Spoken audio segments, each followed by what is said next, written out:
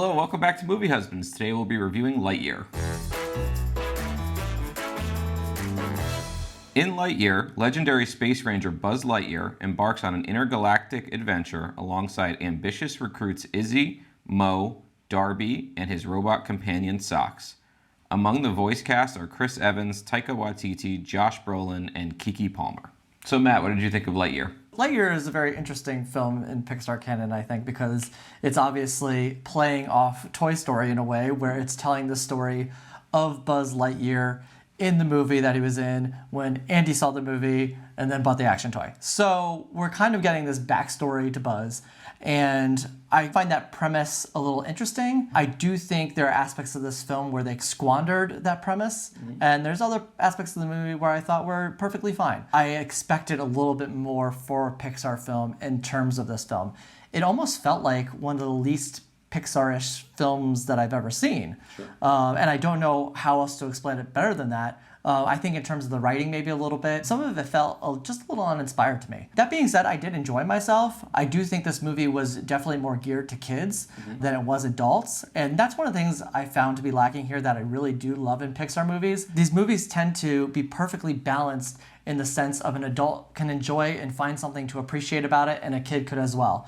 And I'm not sure there was too much here for adults to appreciate, which is weird considering we all grew up with Toy Story. You would think a backstory on Buzz Lightyear would have a little bit more for us. And I feel like the only thing that this movie could really pull out was, certain lines from the movie that were kind of like where his character lines came from. Like the moment of, "You're mocking me." Those things come out in the film sense of the character of the toy, and it's like, part of it just felt like it was just placed there, and I don't understand why.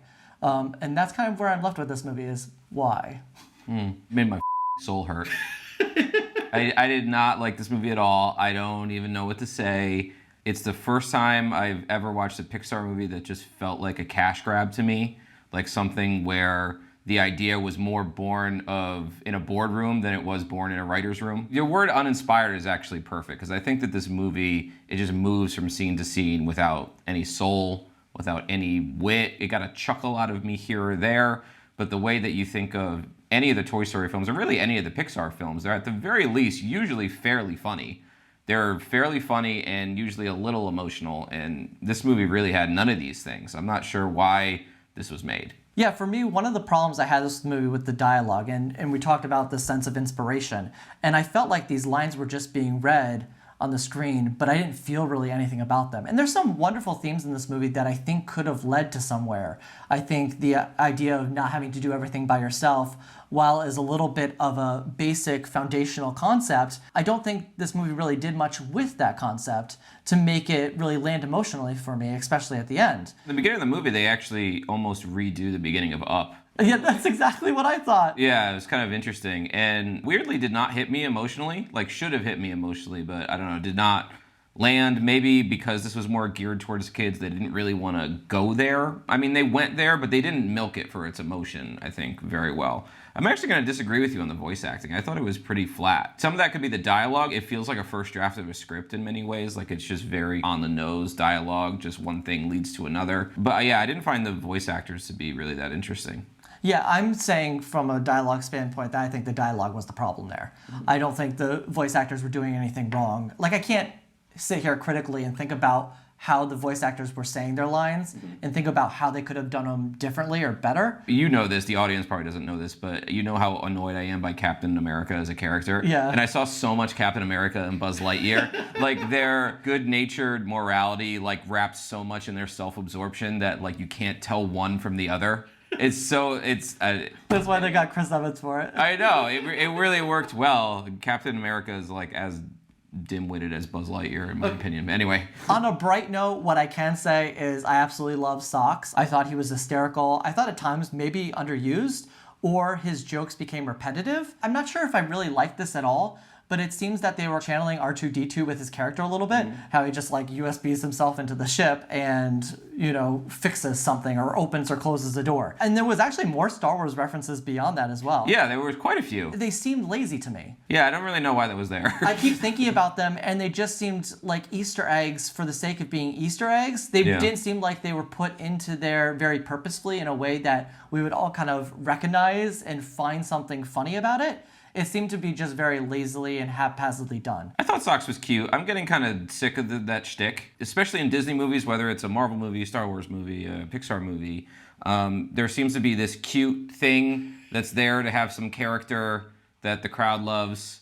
This is really reductive. I don't mean it this way, but it's almost like how people thought of the Minions like 18 movies ago. They saw Despicable Me and they're like, oh, that cute little yellow thing. And now every movie has a cute little yellow thing. There's probably examples that predate Despicable Me, but that's the first thing I thought of. Oh, from here, we could talk a little bit about the animation, because I do think that was one of the bright spots of this movie. The animation, as in every Pixar movie, is pretty top-notch. I loved the textures in this film, the sand and the dust that was flying in the air, the way that the spaceships looked. Some of those things felt very similar to WALL-E in a way, in terms of the textures and the colors. But at the same time, I just loved how that was done. And you could see how the technology continues to progress in that area. The animation is really awe-inspiring. It's maybe one of their best animated films. Not one of their most original animated films, but definitely like one of like the technically best. I'm going to quote a high school teacher that I had when we were talking about the movie Jerry, the Gus Van Sant film, and he was talking about how bad it was, and I talked about how wonderfully shot it was. And he was like, but you can have such great cinematography of a turd. So that's kind of how I feel about the animation in this movie. I know that you and maybe perhaps some of the audience are like, why is Geoff so mad about this movie? Because it's so innocuous, right? It's a competent film. It's not like an awfully, terribly made film. It's just that it's mediocre, and it's just constantly treating you in itself like less than it is or less than it could be. And that's almost more disappointing to me than if they tried something and utterly failed. Mediocre to me is just boring. Like there's just nothing to really grab onto about it. That's why the movie just feels like a cash grab to me, and why I don't like it, especially coming off of, I know this isn't directly a sequel to Toy Story or anything like that, but it's at least semi-related. So we have 3 wonderful Toy Story films, and then we have Toy Story 4 that I find a little underwhelming, but I think in no way takes away the power of the first 3 films, I think. And Toy Story 4 is actually quite funny. It's maybe the funniest of all of them, in my opinion. Like Forky, he's another Pixar character that is the comedic relief, but he's amazing in that film. That being said, I'm a little bit of credit for this film. I think kids are absolutely going to enjoy it. While it's something that doesn't resonate as much with us, and we could kind of nitpick all the failures or things that could have been better in this film, I do think kids are going to go see this movie and absolutely adore it. When the film ended and my soul was like hurting, like it was being violently taken from my chest, especially by the post-credit scene, I heard a child say, "That was amazing," and I felt better for just a second. I really did, genuinely. I think kids will love this movie. Our nephew apparently loved this movie, so I think that part of it is great. On a side note, just going from there in terms of the Pixar movies as of late, I do find it quite interesting that this is the first movie that Pixar is releasing in theaters, just comparatively to the work that they had before this with Turning Red and Luca and Soul, especially Soul. Like, I cannot believe that movie was not released in theaters. Yeah, it's kind of interesting too, because you have to imagine that these films were being developed all around the same time, like concurrently to some degree. So it's almost like they went 2 different paths. Like they have a movie that's only for kids and a movie that's just constantly punching down like lowest common denominator stuff, and then movies that are really pushing the limits of what Pixar can do, which is Soul. And I actually haven't seen Turning Red, but people talk about it in that same kind of way. So it's interesting that they're going these 2 different directions instead of what they were always so good at, which was merging them together. So you ready to go to grades? Yeah, I give this a D+. I really, really didn't like this. I found it difficult to pay attention. It was funny because we were so critical of Luca when it came out, and Luca is like a Tarkovsky movie compared to this freaking thing. So it's not like it's incompetent or like it's made by people who have no talent whatsoever. It's not like that. It is just, it's so painfully mediocre that I can't. I just don't. I can't. I gotta say, like, Luca, obviously this isn't a Luca review, but Luca is something that I did enjoy at first, and it's actually grown on me more. Mm-hmm. I still find myself recollecting scenes and things like that, and just moments that felt very sweet and emotional. So in terms of this movie, I'm going to give it a B-. I definitely did not hate it as much as you did. I do think it was a little better than a mediocre movie, and I did enjoy aspects of it. Low socks. Other than that, I'm just hoping that Disney gets the feedback from this movie, because there is feedback and people are kind of saying some of the things that I've heard us say in this review as well. So I hope they take that feedback and kind of reformulate some of these movies if they're going to revisit these properties again.